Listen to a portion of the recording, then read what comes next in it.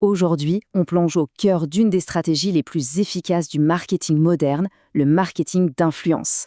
Mais la vraie question c'est comment on transforme des créateurs de contenu en de véritables partenaires de croissance. C'est exactement ce qu'on va décortiquer ensemble. Et pour commencer, un chiffre. Un chiffre qui change absolument tout. D'après une étude d'Edelman, seul un tiers des consommateurs fait encore vraiment confiance aux marques. C'est un fossé de confiance juste énorme, un vrai défi pour n'importe quelle entreprise qui veut se connecter à son public. Du coup, la question qui tue, c'est comment une marque peut bien espérer recréer ce lien authentique. La réponse, comme on va le voir, se trouve dans une approche beaucoup plus humaine. Alors voilà notre plan de match. D'abord, on va bien comprendre ce fameux fossé de la confiance. Ensuite, on verra comment l'influence peut le combler. Puis, on passera au concret. Trouver le bon partenaire, bien travailler avec et surtout mesurer ce qui compte, l'impact réel. Allez, première étape, ce fameux fossé de la confiance. Ce 1 sur 3, ce n'est pas juste une statistique qu'on oublie. Non, ça représente le défi majeur du marketing aujourd'hui. Et c'est justement là qu'entre en scène le marketing d'influence. Attention, on ne parle pas de publicité classique, c'est une stratégie qui repose sur la crédibilité de leaders d'opinion pour faire passer un message, mais de façon naturelle, sincère. C'est la réponse la plus directe à ce problème de confiance. Bon, alors comment on fait pour combler ce fossé? Eh bien, c'est là que tout le pouvoir de l'influence entre en jeu. Les influenceurs, ce ne sont pas juste des porte-paroles, ils sont des ponts. Des ponts qui connectent les marques à des audiences qui sinon resteraient complètement sceptiques. Et les chiffres parlent d'eux-mêmes. 80%, c'est le pourcentage de personnes qui font confiance aux recommandations venues des influenceurs. C'est la preuve que ce pont, il est non seulement solide, mais qu'il est incroyablement efficace. Mais attention, il faut bien faire la différence. D'un côté, on a l'influenceur, il bâtit une relation, il interagit, il est vu comme un expert dans sa niche. De l'autre, la célébrité traditionnelle, elle prête son image. On est d'accord, l'authenticité et l'engagement, ça ne joue pas du tout dans la même cour. Et c'est vraiment ça le cœur du réacteur.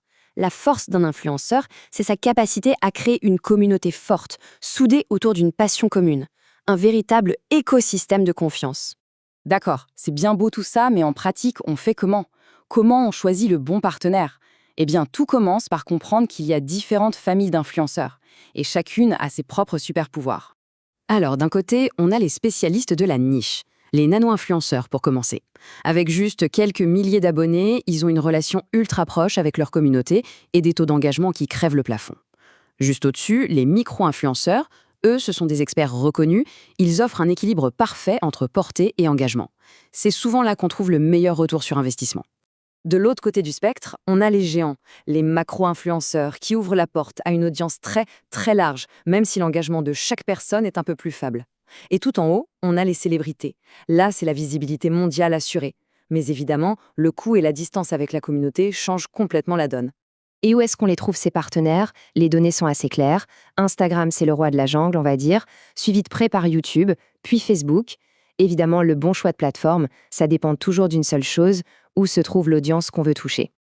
Ok, on a trouvé la perle rare. Maintenant, il faut collaborer. Et là, il y a un mot magique, un document qui est la clé de voûte de tout projet réussi, le brief. Et ce n'est pas juste une formalité, Comme le dit Stellar, en brief bien préparé est tout simplement essentiel. C'est le contrat de confiance qui garantit que la marque et le créateur avancent main dans la main vers les mêmes objectifs.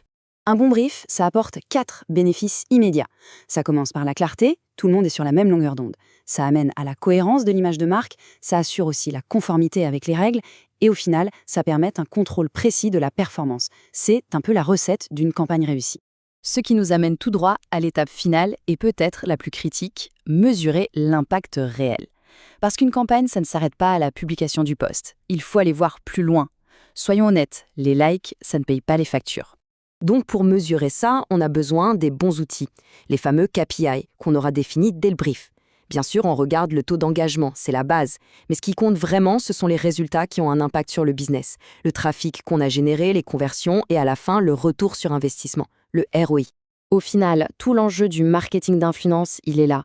C'est de partir d'une relation de confiance, de quelque chose de très humain, pour arriver à des résultats commerciaux qui, eux, sont bien réels, mesurables, concrets. On peut donc finir sur cette question. Dans un monde où on est saturé de publicité, est-ce que l'authenticité n'est pas devenue la ressource la plus rare et donc la plus précieuse? Est-ce que ce n'est pas ça, finalement, la nouvelle monnaie du marketing? Je laisse la question en suspens.